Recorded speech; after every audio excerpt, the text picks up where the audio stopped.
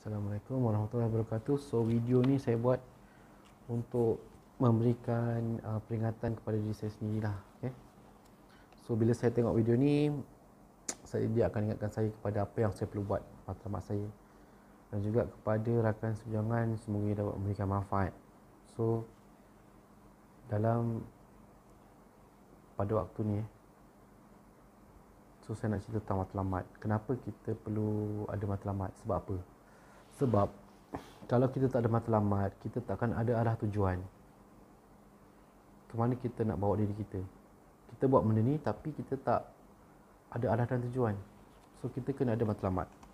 Contoh matlamat yang kita kena ada ya. Contoh, kenapa saya masuk bidang ni? Kenapa saya buat aktiviti dalam bidang ni? Sebab apa? Sebab saya nak tambah network.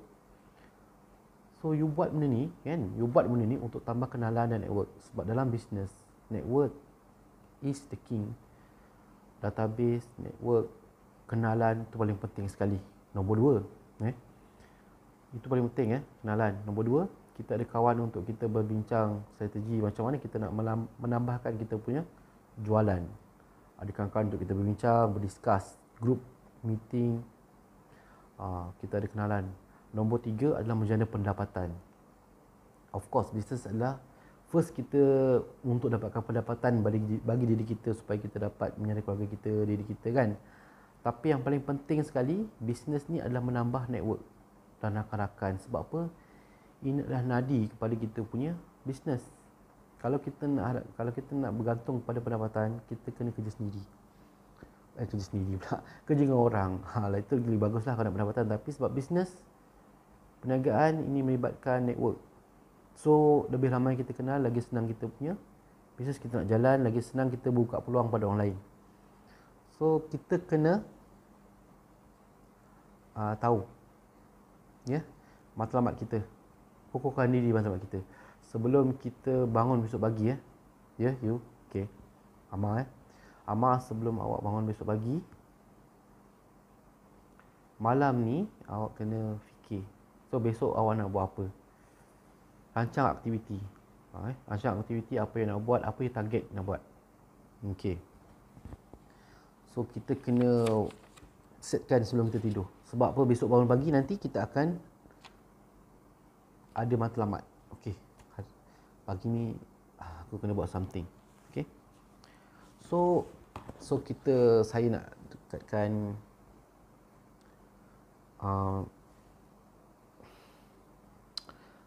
perkara paling utama sekali sebagai seorang konsultan jurujual. Okey.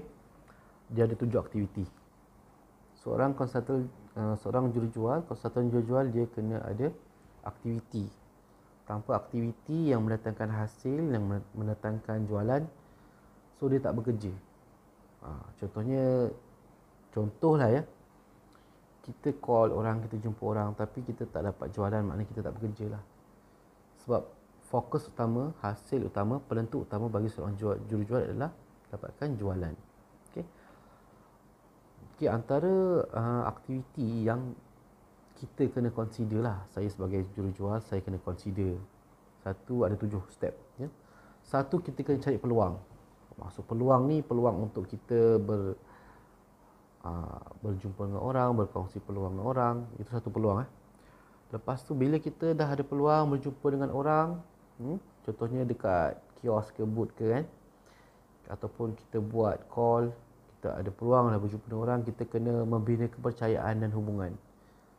So dia based on trust. Dalam jualan, kadang orang tak beli kita, orang belikan kita sebab diri kita, bukan sebab produk. Orang tak tahu pun produk tu apa, tapi sebab kita memberi kepercayaan kepada orang, orang tu berminat. Okey. Nombor 3, kita kena tahu keperluan. Apa yang kita jual. Contohnya, dia perlu tak apa yang kita nak jual pada dia?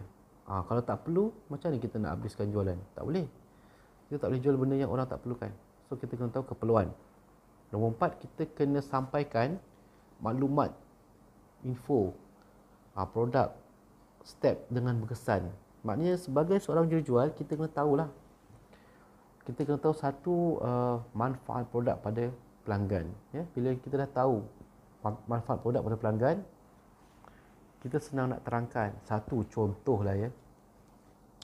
Dengan produk ni dia dapat mengurangkan masa pelanggan di dapur. Nombor dua, dapat mengurangkan storage dalam peti ais. Contoh penapis air kan. Okey. Penapis air sejuk bisa panas. Okey, satu bila dia ada sejuk, air sejuk dalam tangki dia, dia tak perlu masuk air dalam peti ais. Dia dapat mengurangkan ruangan dalam peti ais, jimat, storage. Tu manfaat pada pelanggan. Tu keperluan lah ya. Nombor dua, dia tak perlu nak masak air panas sebab dia dah ada air panas dalam tu.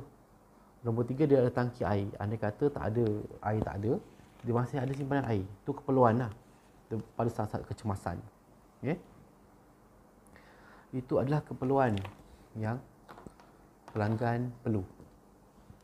Dia dapat manfaat daripada apa yang kita jual lah. And then, okay, bila kita dah terangkan produk ni, yang step nombor 5 ni, biasa pelanggan ni dia akan ada bantahan lah. Harganya terlalu mahal, saya tak perlukan. So kena pandai menjawab. Contohnya, saya tak perlukan produk ni sebab apa? Saya boleh masak air sendiri. Okay. So macam mana kita nak jawab? Kena pandai lah.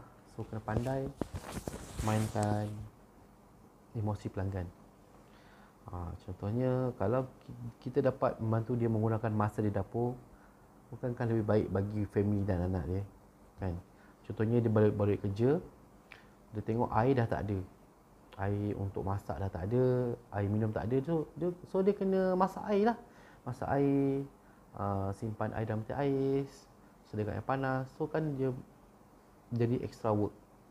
So dengan ada punya penapis air yang ada sejuk panas, ada tangki, so dia dapat menggunakan dia punya bebanan kerja di rumah. Okey. So nombor 6 ni mengunci jualan ya. So bila kita dah yakinkan dia produk ni bagus, so kita beritahu, boleh tak saya bantu untuk dapatkan produk ni kat rumah cik tuan ya. So kita teruskan, kita hulurkan bantuan. Apa yang cik perlu buat, isikan borang ni, bagi saya detail untuk saya lekapkan order supaya kita boleh bantu pasang secepat yang mungkin. And then nombor 7, mendapatkan jualan berulang dan pelanggan baru. So customer yang kita jumpa ni sebenarnya adalah aset bagi diri kita. Sebab apa? Dia dah percaya dengan kita, dia beli barang kita, so kita senang berhubung dengan dia. Dia dah pasang, dia dah dapat nikmati manfaat daripada produk tu, so dia memberikan kepercayaan pada kita. So kita boleh minta bantuan kat dia lah. Sebagai seorang yang jual kan, kita kena network. So network dia adalah network kita. So kita kena minta bantuan. Kadang ada customer yang sanggup tolong kita kan, untuk bagi referral, ataupun mungkin ada family member dia yang berminat. So itu adalah 7 aktiviti 7 aktiviti yang penting. Bagi saya penting lah. Aktiviti utama seorang konsultan jualan. Okay, saya repeat balik ya. 7 aktiviti dia. 1, mencari peluang. Nombor 2, membina kepercayaan dan hubungan dengan pelanggan. Nombor 3, kita kenal pasti keperluan. Okey.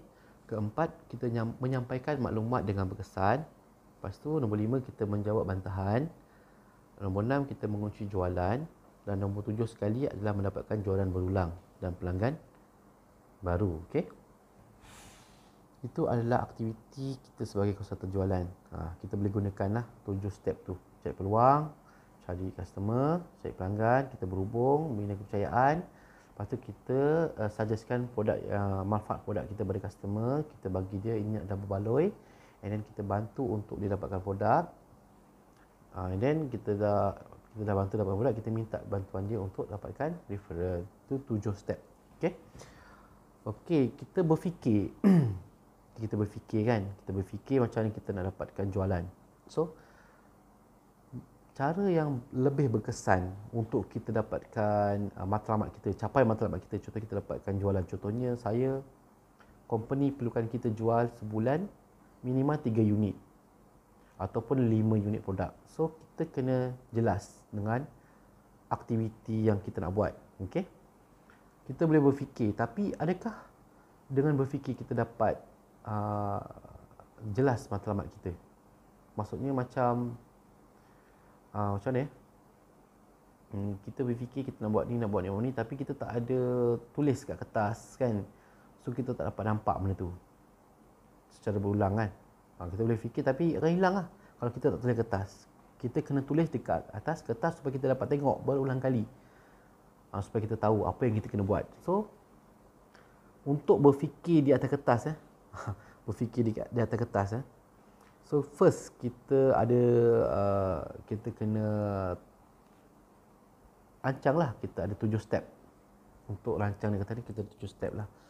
7 step ni kita follow 1 sampai 7, 7 step. So first kita kena tanya diri kita sendiri nombor 1 tentukan apa yang kita mahukan, apa yang kita nak.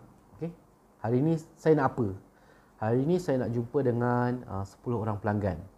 Daripada 10 pelanggan tu saya nak jual kepada 2 orang atau 3 orang. So kita kena jelas apa yang kita nak hari ni. Nombor 2 kita tulis atas kertas. Kita tulis. Apa yang kita nak tu, tulis. Nombor 3 untuk bagi diri kita bertindak kita kena tetapkan tarikh akhir dan sub akhir matlamat kita. Contoh, sebelum pukul 6 petang saya kena berjumpa dan juga berkongsi manfaat produk saya kepada 10 orang, 20 orang sebelum pukul 6 petang, sebelum saya balik kerja, sebelum saya balik rumah lah, ataupun 5 orang sebelum pukul 12 tengah hari. So kena jelas, kena letakkan tarikh. Tarikh tu penting sebab apa? Dia mendorong kita, alamak masa tinggal beberapa jam lagi kan. Kalau aku tak buat ni, dia akan terus berlalu. So kena tetapkan masa tu. Okey, nombor 4 kita buat semua senarai yang kita fikir kan, yang kita fikir yang kita boleh buat untuk capai matlamat kita.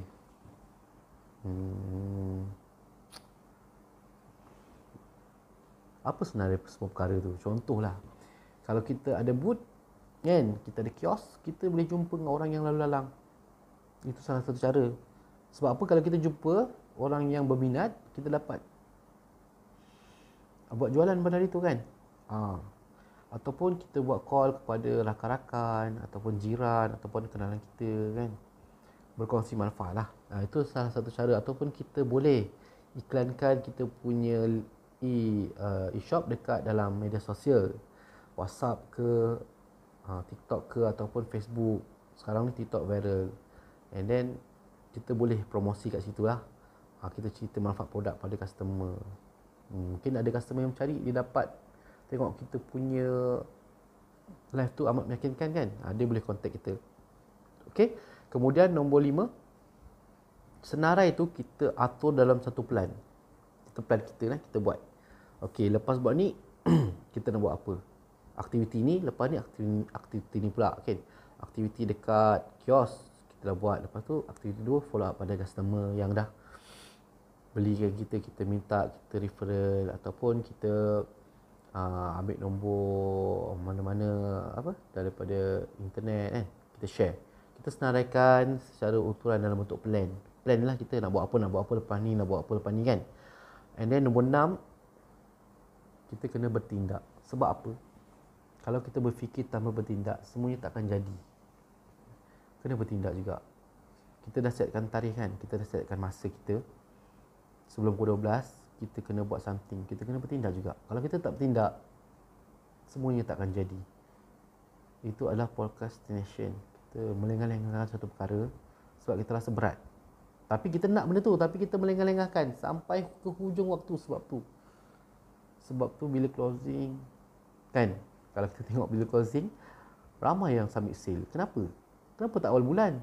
Kenapa tak tengah bulan? Kenapa nak hujung bulan? Kenapa nak waktu closing? Sebab dia terkejar-kejar. Dia lengah-lengahkan masa. Dia tak nak buat. Dia tak nak buat sehingga hujung waktu baru dia nak kejar. Itu adalah bagi saya lah stres. Sebab apa? Pada hujung waktu tu kita nak kejar semua, kita nak push. Kan penat. Kalau awal bulan kita buat, awal-awal kita dah capai target kita, kita dah santai dah, tak perlu nak pening-pening kepala. Okey? Bertindak tu penting lah. Nombor 6 ni bertindak. Okey? Bertindak ni adalah kunci kepada kejayaan. Tanpa usaha, mimpi tak bermakna. So, hargai masa yang kita ada sekarang, 24 jam. Kena hargai. Setiap minit, setiap saat kita buat. Kita kena buat. Sebab kita tak tahu bila masa kita akan dipanggil. Kita berperang dengan waktu sekarang ni. Waktu. Masa yang kita lalui ni, dia tak akan putar balik. Dia tak akan boleh putar balik. Kita tak boleh nak guna balik masa yang kita dah lalui. Contoh, saya pernah berumur 20 tahun. Adakah saya boleh kembali kepada umur 20 tahun untuk ubah apa yang saya nak buat? Tak boleh. So, kita kena terus move on. Kita kena hargai masa kita dan kita kena plan betul-betul. Supaya kita tak buang masa. Masa tu sangat berharga. Okey, nombor 7 Nombor 7 tu adalah kita kena bertekad. Bertekad melakukan semua perkara yang membawa kita kepada matlamat kita pada setiap hari. Itu nombor 7. Kadang-kadang kita rasa macam bosan, tak seronok kita buat benda-benda yang melalaikan. So, kita kena ubahlah. Kita kena bertekad. Okey, matlamat aku apa? Matlamat aku adalah untuk capai apa yang aku nak. Aku nak target sale ni untuk apa? Untuk buat simpanan ke? Untuk buat investment ke kan? Kita ada masing-masing ada tujuan kita. Kenapa kita buat something. So, nombor 7 ni, step nombor 7 adalah paling penting.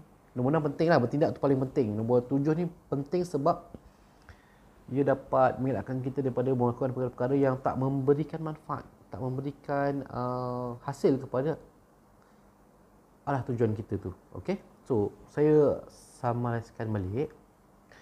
So, berfikir di atas kertasnya ada 7 step. Step pertama adalah menentukan apa yang sebenarnya kita mahukan, matlamat kita. Nombor 2, kita menulis di atas kertas. Nombor 3, kita tentukan tarikh akhir dan sub akhir untuk capai matlamat kita. Nombor 4, kita buat senarai semua perkara yang kita fikir kita pasti lakukan bagi mencapai kita punya matlamat lah. Nombor 5, kita atur senarai itu dalam satu plan. Nombor 6, kita bertindak serta-merta. Ini paling penting, bertindak. Fast action, fast result. Okay? Nombor 7, kita bertekad, ternekat. Apa yang kita buat, apa yang aku buat hari ni untuk sampai ke matlamat tu. Tu kena ada. Okay? So, saya harap video ni dapat membantu kepada diri saya sendiri yang mungkin saya akan tengok lah dalam 2-3 hari ke, sebulan ke, tahun depan ke, 2-3 tahun ke kan. So, ingatkan pada diri saya sendiri dan juga kepada rakan-rakan seperjuangan saya yang saya ajak untuk join bisnes ni kan. Dia bukan untuk bisnes saja tapi untuk benda lain pun boleh juga, bisnes lain. Contohnya kalau kita tak boleh nak buat benda ni, kita mungkin ada bisnes lain, kita boleh gunakan tips yang saya sharekan tadi. Matlamat kita dalam bisnes ni, kita nak meluaskan kita punya network dan pergaulan. Kita boleh berkongsi peluang dan kerja pada orang lain, insyaAllah. Peluang tu banyak, tak semua orang dapat jumpa. Tapi kalau kita jumpa, kita apa salah kita berkongsi, betul? Sekurang-kurangnya kita dapat bantu kita punya saudara kita sendiri, saudara Islam lah, maksudnya macam masyarakat kita kan. Kita datang daripada masyarakat dan kepada masyarakat kita kembali. Okay? Assalamualaikum warahmatullahi wabarakatuh. Semoga video ini bermanfaat.